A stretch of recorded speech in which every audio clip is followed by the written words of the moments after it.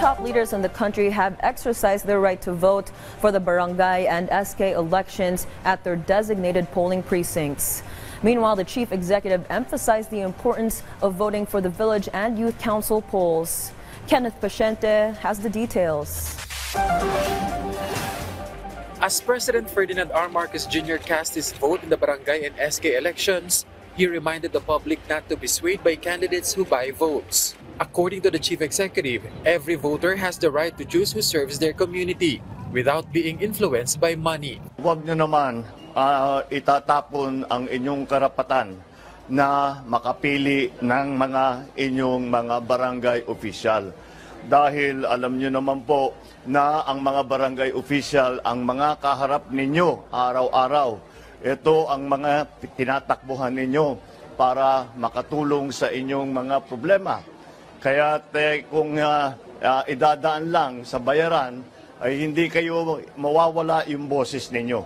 The president also emphasized the importance of the BSKE and those who end up elected because they are the first to address community problems. The president also lamented how some candidates are not fair in running for positions. So he vowed the police and COMELEC are focused on incidents of vote buying. Pagka makatanggap kami ng report, pinapupuntahan ko kagad ng police at saka ng COMELEC, especially in the hotspot areas.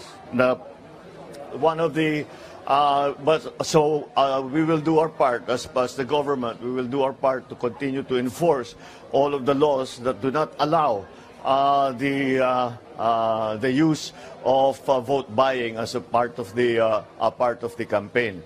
President Marcos Jr. stressed the importance of the barangay elections, as this also has an impact on the midterm elections, as well as to politicians running at the national level. This is why barangay elections often turn out and end up disorderly. Alam naman natin ang sistema that I always say that as a national politician, I always say that of all the elected officials, it's the barangay officials who can actually tell you, I will deliver this many votes.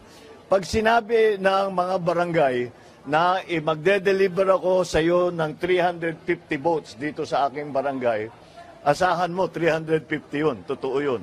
Kaya napakahalaga ng resulta nito para sa aming mga politiko, napakahalaga ang resulta ng barangay election. The president was among the early voters at Mariano Marcos Memorial Elementary School in Batac, Ilocos Norte. He arrived at around 7 o'clock this morning. Ilocos Norte 1st District Representative Sandro Marcos also voted at the Calayab Elementary School in Laoag City. Ang pipiliin nilang kandidato will determine how efficient the services of the government arrive to the ground dito sa barangay level. So napaka-importante talaga. Almost 600,000 voters are registered for the BSKE in Ilocos Norte, and there are nearly 9,000 positions to be filled out. Vice President and Education Secretary Sara Duterte cast her vote at Daniel R. Aguinaldo National High School in Matina, Davao City around 9 o'clock this morning. Napakahalaga ng role ng ating mga barangay officials sa ating pamahalaan dahil sila yung tinatawag natin na frontliners. Nasa communities natin sila, nasa grassroots natin sila, and napakahalaga nung kanilang pagtatrabaho para yung serbisyo ng gobyerno, lahat ng trabaho ng gobyerno ay nagpe-penetrate doon sa ating barangays and communities. VP Sara also assured teaching and non-teaching personnel who served in these barangay elections to receive their honoraria in time.